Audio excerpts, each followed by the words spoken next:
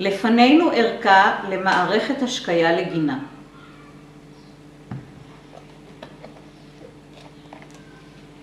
בעזרתה ניתן להתקין את השלוחות ואת הטפטפות הנחוצות מרגע שהנחנו את הצינור הראשי 16 מילימטר או 20 מילימטר. הערכה מכילה שני מכשירים. האחד, הטריגר,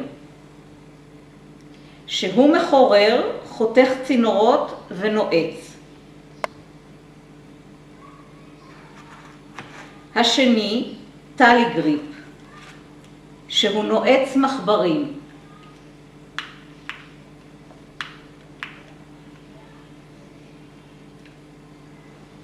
בנוסף, מכילה מזוודה את רוב האביזרים הנחוצים להקמת מערכת השקיה.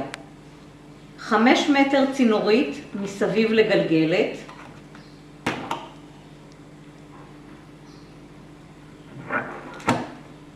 10 טפטפות מסוג PCJ של נטפים,